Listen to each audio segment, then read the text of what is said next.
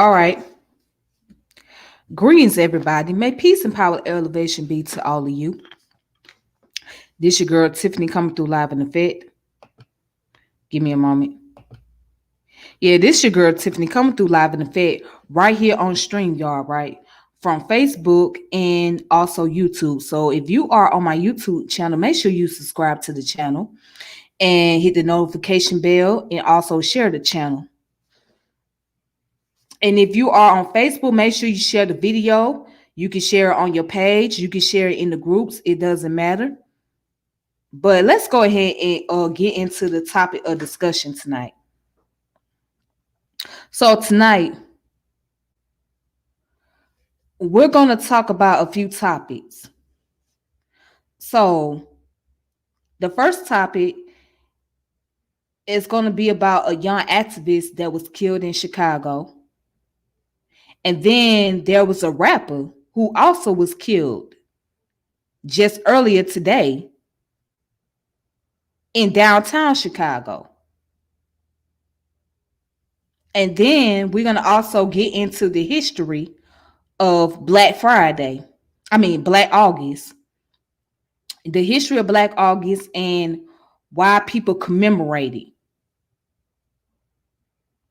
So let's go ahead and get into the discussion about a young man who was an activist. His name was Caleb Reed.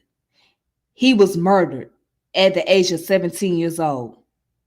So we're going to look at the backstory of how all this came about. All right.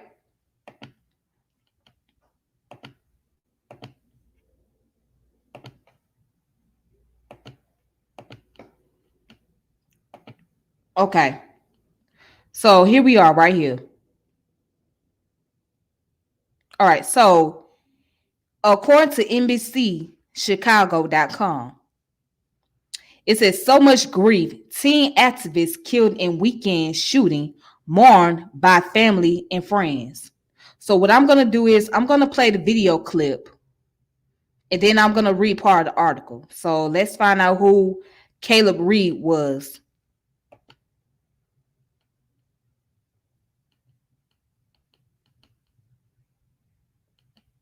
Hold on. Let me turn the sound up.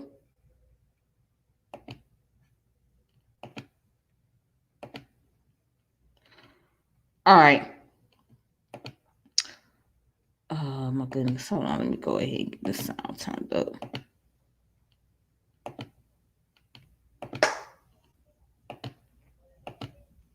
All right. So here it is. Let's play the clip.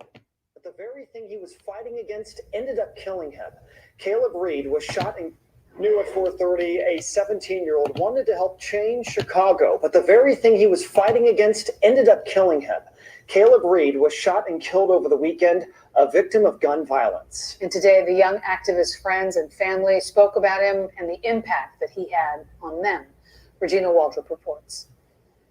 Strong and proud to be a Black African young man. Caleb Reed had found his purpose and his passion. We gotta look over our shoulder every time.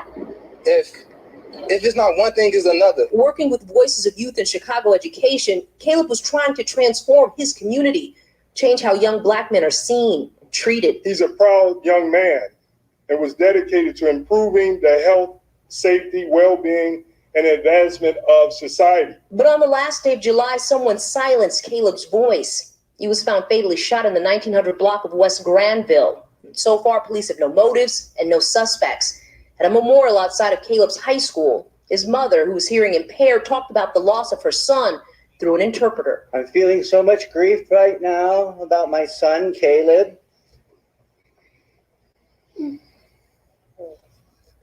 He was such a good boy. Dariana Ford was Caleb's girlfriend. I dated Caleb for 3 years. And I can't believe I gotta marry my boyfriend. Caleb had spoken out at recent demonstrations, calling for police to be removed from Chicago public schools. He wanted their funding to be used instead to find solutions to heal decades of trauma. He wanted us to have more mental health workers inside our schools that we can talk to. He was adamant, he was consistent, and he wasn't going to give up. Caleb Reed was entering his senior year here at Mather High School, and both of the groups he worked with said they'll continue the work he started and was so passionate about. Reporting from the West Ridge neighborhood, I'm Regina Waldrop, NBC5 News. Such a huge.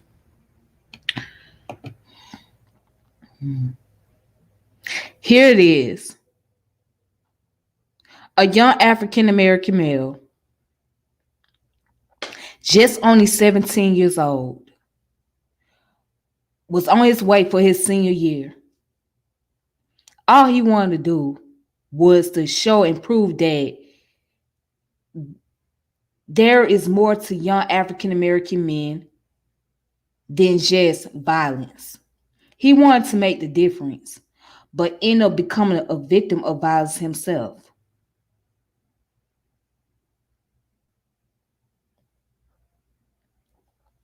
You know, with activism, it always comes with a price tag.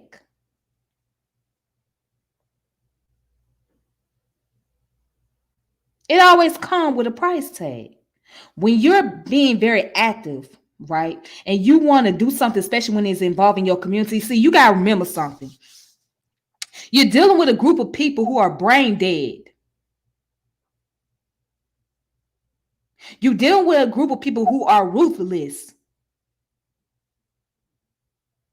So while we thinking that we're trying to make positive changes in our community, at the same time, to that other person, they thinking that you becoming the problem, that you becoming the enemy.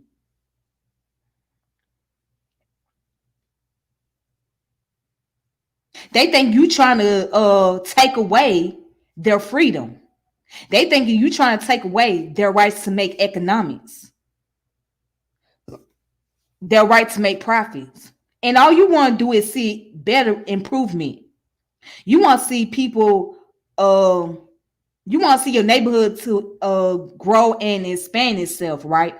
You want to create more opportunity for your folks, but it's hard when you're dealing with environment that's chaotic, a environment that was built off of poverty, an environment that was built off of violence, in a country whose principle is based on violence. Then you want to know why so many people gave up on being activists. Why so many people gave up on doing the work in their own neighborhood. Because this is why. It takes effort and time. You have to put up a long fight. You have to put up a long fight to bring about changes. And people grow tired and become impatient and they don't want to do it anymore.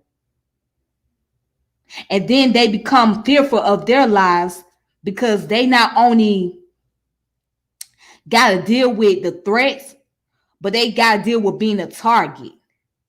And then they got to worry about their family members being a target because of what they're doing. Look at so many of our community leaders, right? Look what happened to them. Their family either became a target or they were a target. They was going against a big machine. And in our community, we go against a big ass machine. And that's our people. So while you trying to fight the violence in your neighborhood, you gotta go against the big machine in that neighborhood. You gotta go against the brain dead folks in your neighborhood. Otherwise, if you ain't prepared, then guess what? You're gonna fall a victim. And this little boy was only 17 years old.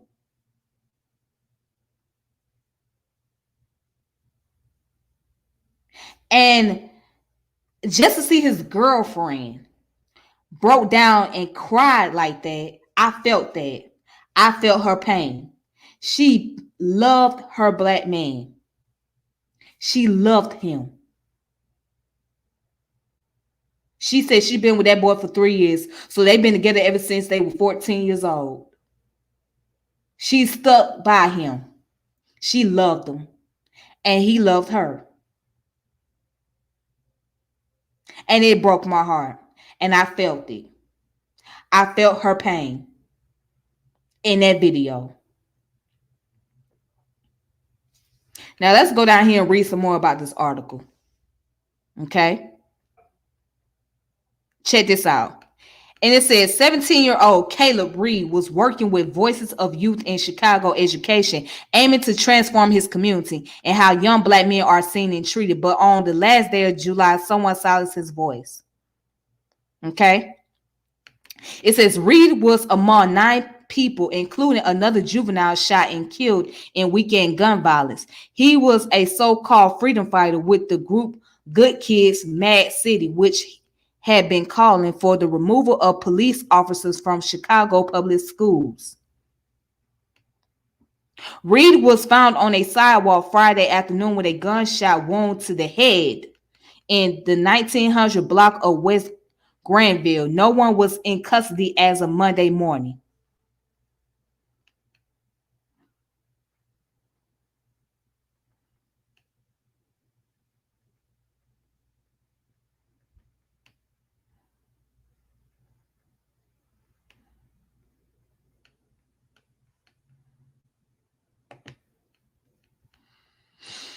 Wow. May that young man rest in peace. And before we get to the story about FBG Ducks, the rapper, let's get into the history about what is Black August. Let's talk about the history of Black August. All right. So, according to basisnews.org, okay, the history of Black August. Black August was established in the California prison system in the early 1970s by men and women of the Black liberation movement. Black August holds great significance in the African tradition of resisting against white supremacy and imperialism in the United States. In the late 1970s, the observance and practice of Black August left the prisons of California and was practiced by African American revolutionaries throughout the United States. Since then, it has spread and grown, and there are Black August events in cities throughout the U.S. and internationally. As the journalist and former Black Panther Kalilu Nasha writes, Black August was the first organized to honor our fallen freedom fighters, Jonathan and George Jackson, Katari Glodden, James McClain, Williams Christmas, and the sole survivor of the August 7 courthouse slave rebellion, or Rochelle Cleek McGee. It is a time to embrace the principle of unity, self-sacrifice, political education, physical fitness, and or training in martial arts, resistance, and spiritual renewal. The concept Black August grew out of the need to expose to the light of day the glorious and heroic deeds of those African women and men who recognize and struggle against the injustice heaped upon people of color on a daily basis in America. And that was Caleb Reed. That's what he was doing. That's who he modeled after. He was following the footsteps of those ancestors. That's what he did. And it says, U.S. political prisoner Momir Abu-Jamal noted that August is a month of meaning of repression and radical resistance of injustice and divine justice, and of individual and collective efforts to free the slaves and break the chains that bind us. Many important dates in the history of the struggle in the Americas took place in August, including the Nat Turner Rebellion of 1831, the beginning of the Underground Railroad of 1850, the birth of Marcus Garvey 1887, and the March on Washington 1963. The most significant event of the founders of Black August was the assassination of George Jackson in August of 1971. George Jackson was a prisoner who became a revolutionary while locked in California's jails. He was an activist inside prison who worked to transform prisoners into soldiers for the struggle against racism and exploitation. He also wrote two books, Soleil Brother and Blood in My Eye. He was eventually killed by guards. Doc Holliday, an original comrade of George Jackson and a longtime member of the Black liberation and prison struggle, and currently in prison in Illinois, has written that the tenets of the Black August program include: one, a fast which historically has been used as an expression of personal commitment and resistance. Two, abstain from consuming any type of intoxicant for the entire month of August. Three, limit our selection of television and radio to educational programs, i.e. news, documentaries, cultural programs, etc. Okay. And four, during BA, we emphasize political and cultural studies for individuals involved in BA. Participant in BA should pair off with someone else you know to study and share knowledge of African affairs. All right, and five, as an outward expression of BA, we wear a black arm band on the left arm or wrist as a tribute to those Africans who have died as a result of their sacrifice for African liberation. The armband can be worn either on the inside or outside of your clothing. Okay. And six, Black August is a revolutionary concept. Therefore, all revolutionary nationalists and others who are committed to ending oppression should actively participate in Black August. And that's the history of Black August.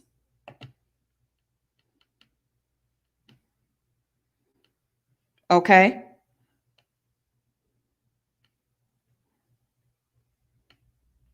And let's go into more details, right, on another article. Right here is this comes from Center for Constitutional Right, justice.org. Okay. Black August, a celebration of freedom fighters past and present. Okay. Now,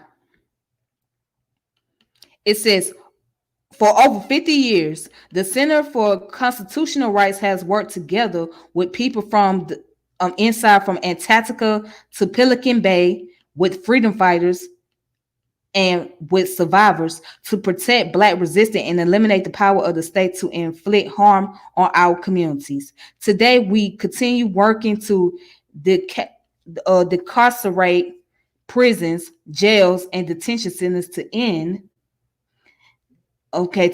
death by incarceration sentences, and to push back against the state violence, repression of those demanding a transformed society. As the Black freedom struggle continues, so too does our commitment. Join us this Black August to reflect, to learn, and to unlearn, and to advance the righteous rebellion towards Black liberation.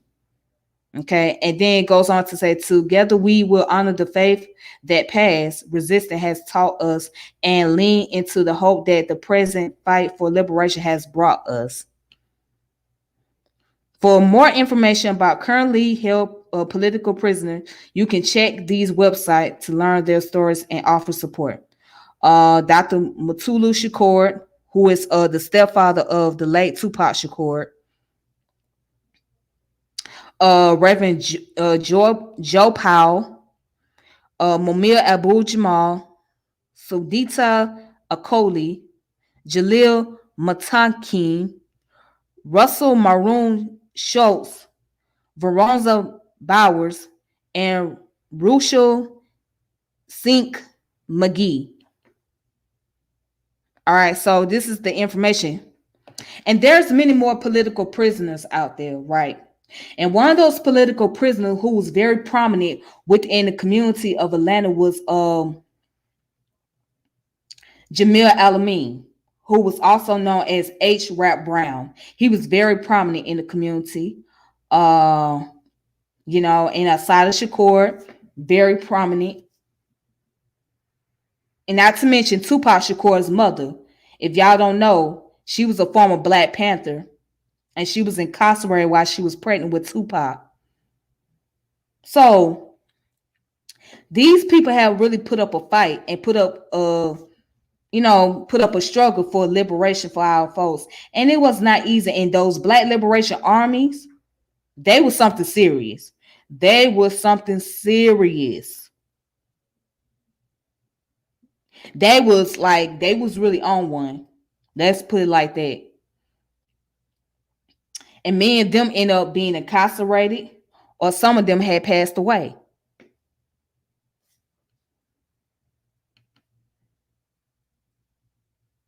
All right.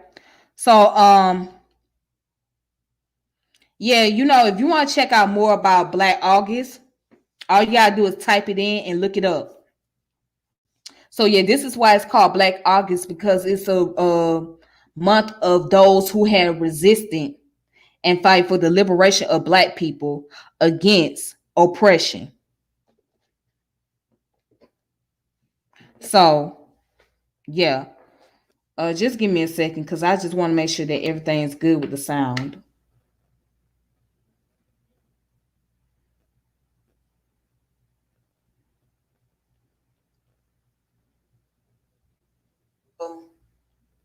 Okay. Sound check is good. You gotta check your sound. All right, then. So let's talk about a up and coming rapper from Chicago. A young man who have not really got a chance to see his career take off.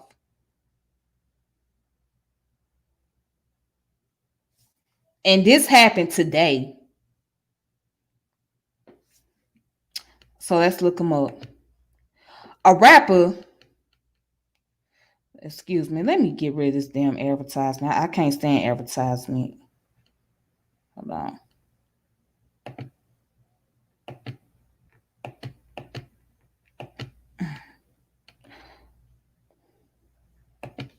Okay.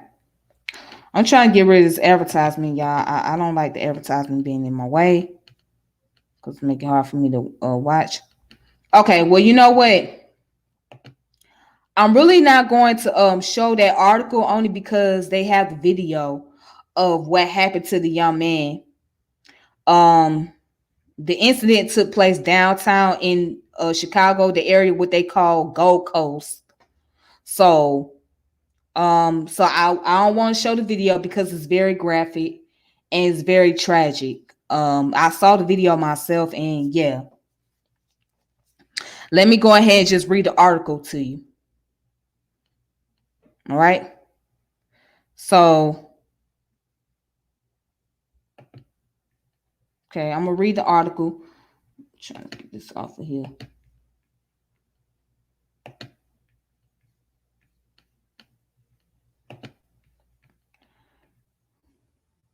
Okay. All right. So the article says Chicago what you mean refresh the page? What's going on? Hold on.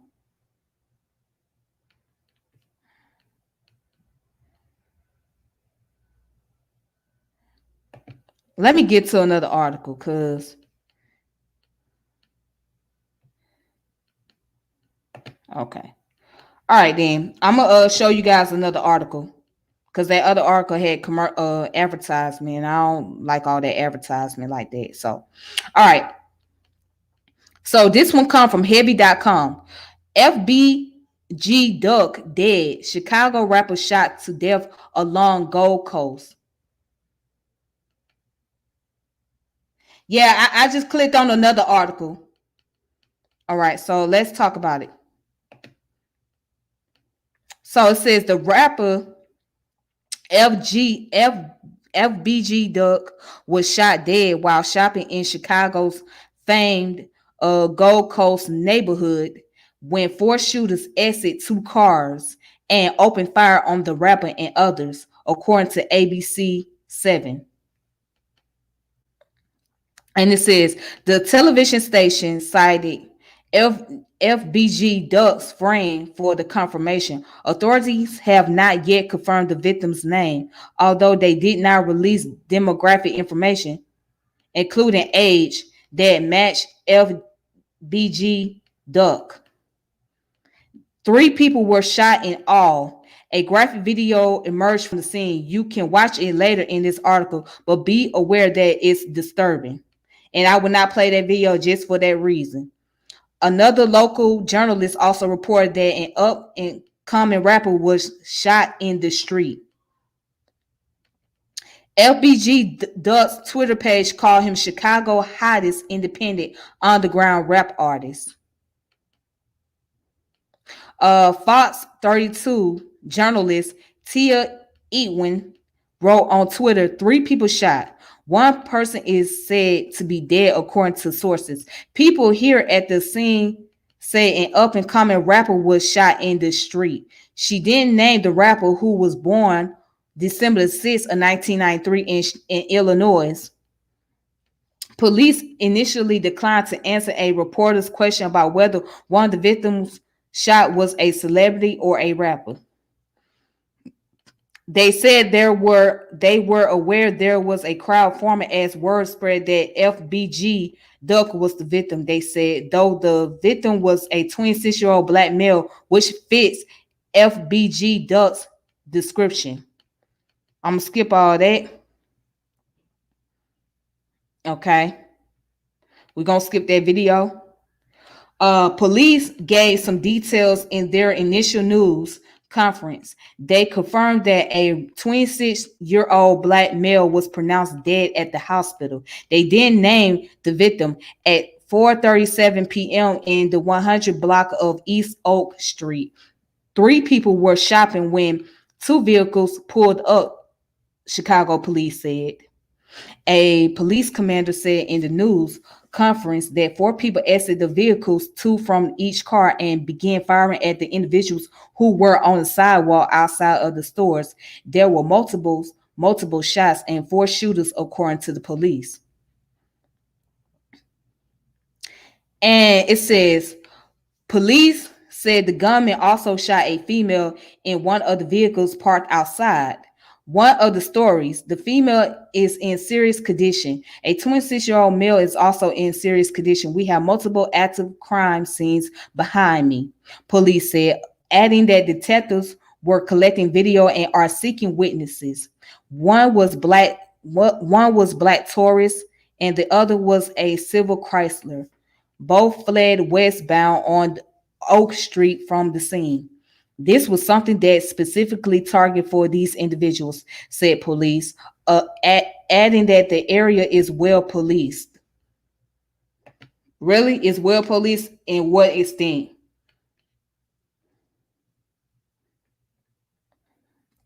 Okay.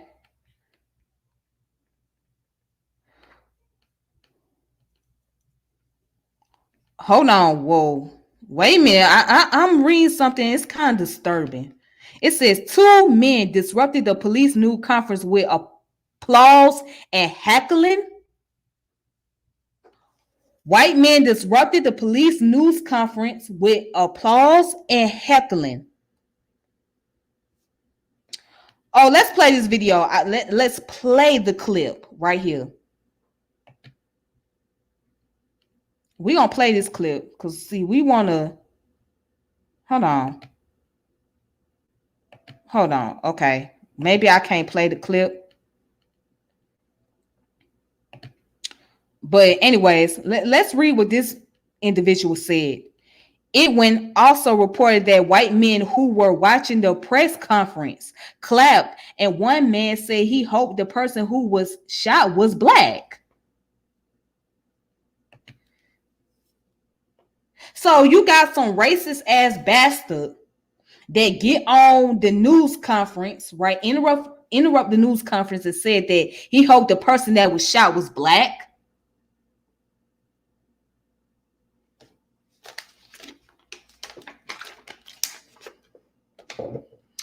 Just think about that shit. A crack, and I'm gonna use the word, a cracker got on here, a cracker got on the press conference and clapped and said he hope one of the men that was shot was black. What that go to show you? What does that go to show you? And please stop thinking that a lot of these motherfuckers is our friends and they really care about us. They showing their true colors. They love it when, and they get a pleasure out of it when we do it to one another. Nobody really care that much when black people do it in their own community. They don't care.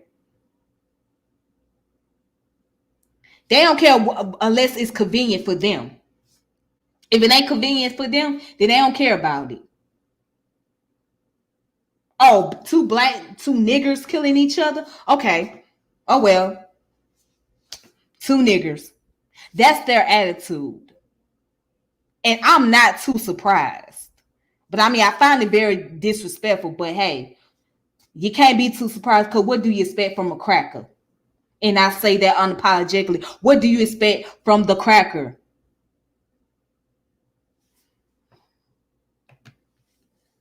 Let's continue. This man repeatedly said he hoped whoever was shot is black. Do you know him? She wrote. And she added, another person claps as it stated that a 26-year-old man was killed. You're right, Carlos. It helps to strengthen their stereotypes. Yes, it does. Did you hear that shit? You can't tell me they ain't racist.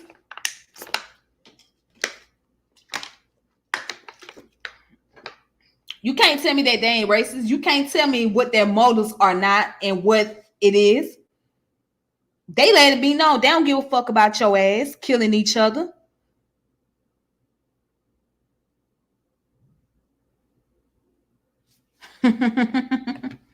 Y'all better wake up. And it says another person claps as it states that a 26-year-old man was killed. A former mayor says it hurts Chicago's young people to watch their favorite rappers die from senseless gun violence. Yes, it does. And he put popular rapper FBG Duck has just been pronounced dead after being shot in the Gold Coast an hour ago. Okay, Carlos. Okay, you got a point. You got a point. Okay, you got a point. Yes. Now, if you clapped in, they gonna swear you was wrong, and they gonna swear that you is heartless and that you was racist. But you got a good argument. You have a very profound argument there. And you expect for us to love everybody, right? You expect for us to care for everybody. People expect for us to not see colors, not to see racism. Just love everybody. No, we don't live in that kind of world. You don't just love everybody because everybody don't love you. We got to see things for what they are. We got to see the positive and the negatives of things. Not just with our own people, but people that's outside of our race. If y'all don't realize that you're in America, America is built on racism. America is built on violence. America is built on hate.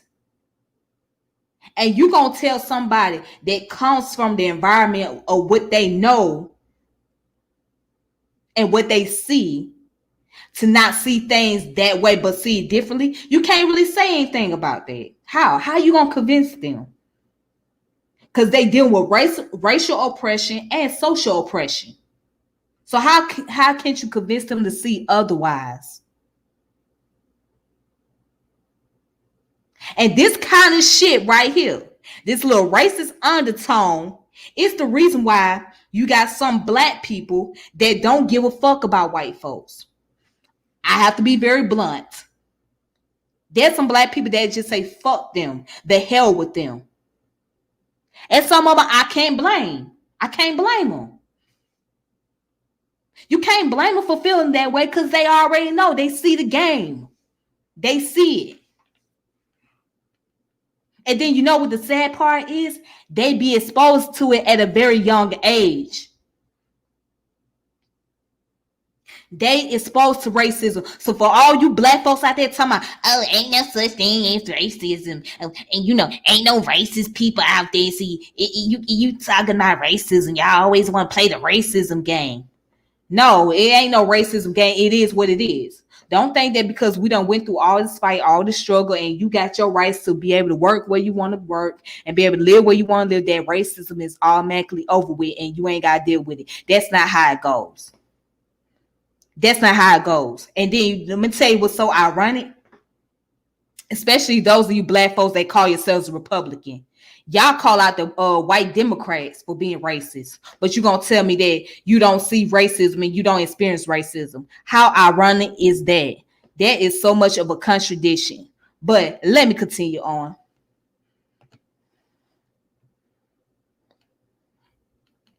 It says prayers up for his family. Bring justice to them as after this senseless act.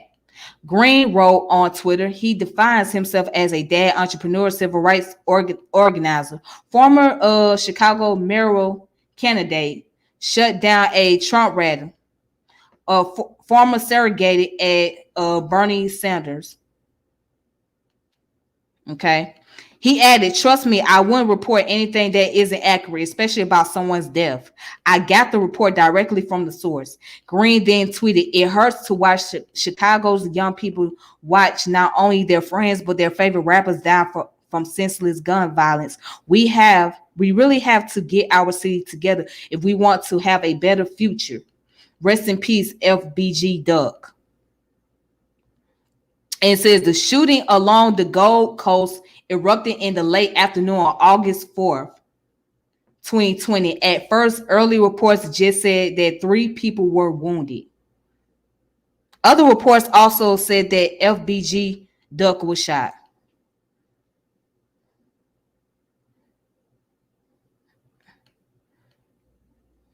Again, I'm gonna skip the video, right?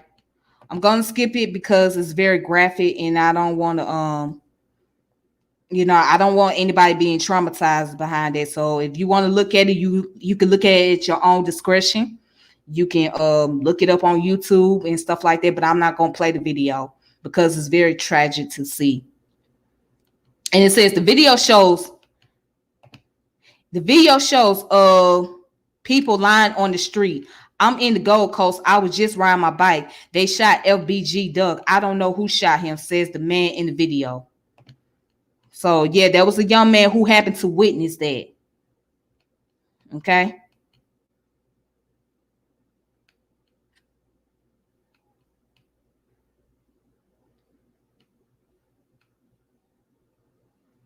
All right.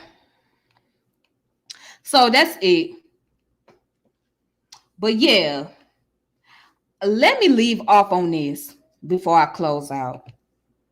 This is one of the reasons why many rappers, and particularly, they get away from the hood because they know that some of them or a lot of them have enemies that's coming for them.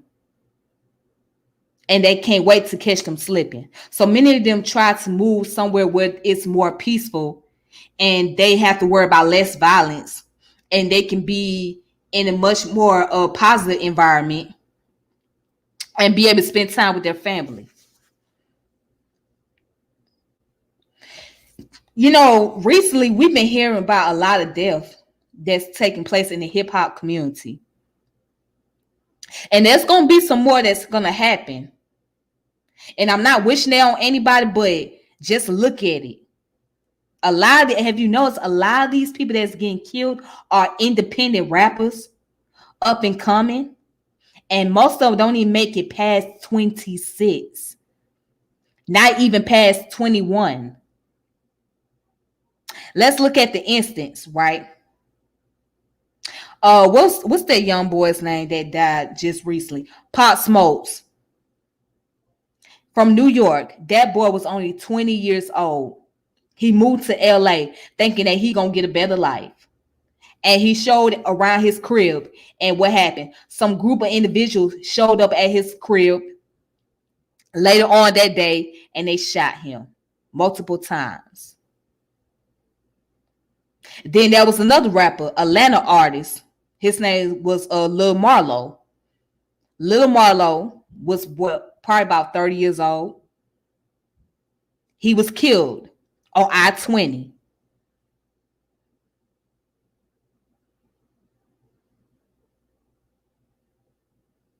And now this brother, over the past years, it's been so many of them that's been murdered.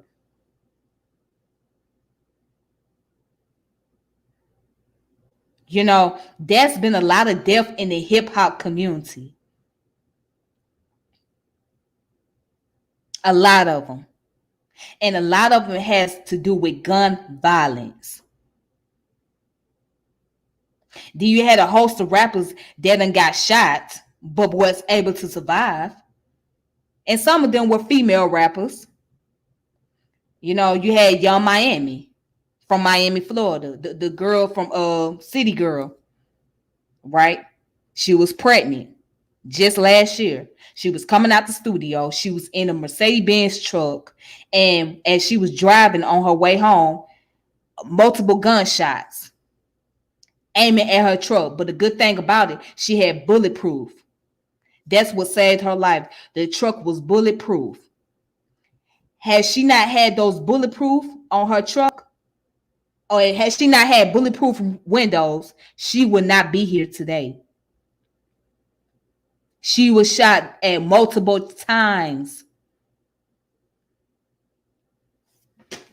She was shot at multiple times in Miami, coming out the studio.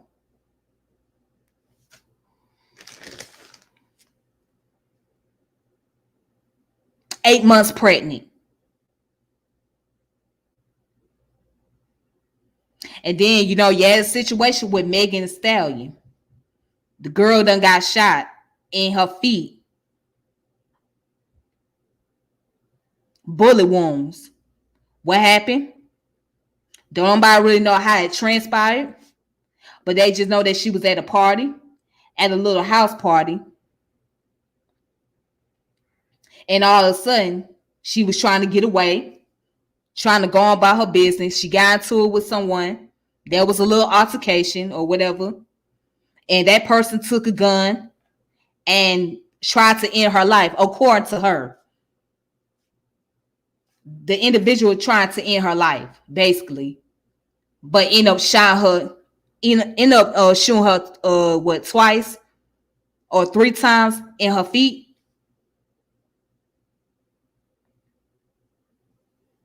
She ended up being a victim of gun violence.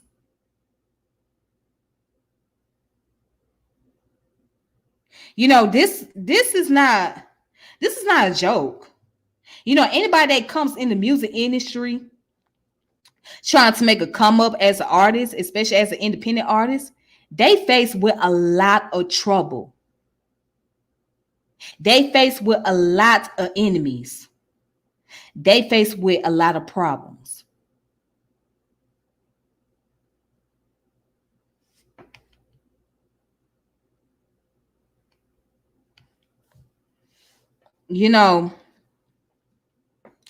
I just want you guys to know this.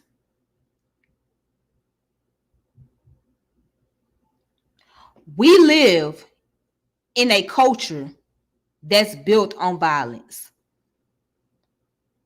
The world itself is chaotic. We are in a serious midst of crisis. And if you don't understand it, I don't know when you're going to get it. If you study the history of this country and all that it has taken place, you understand why we in this current present situation that we are in today.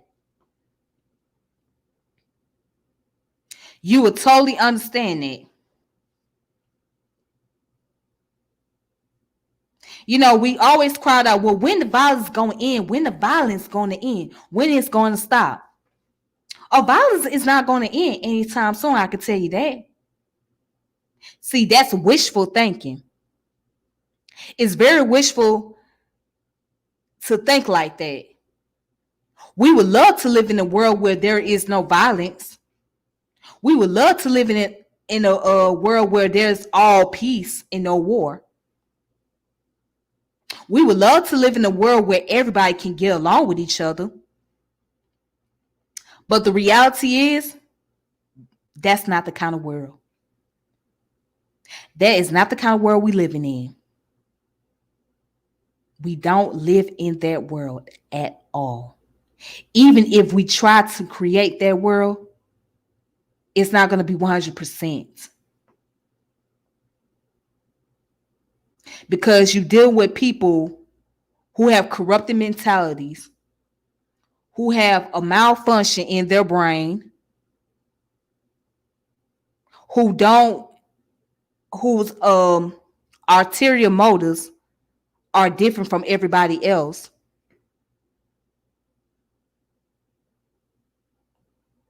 And who have evil intentions.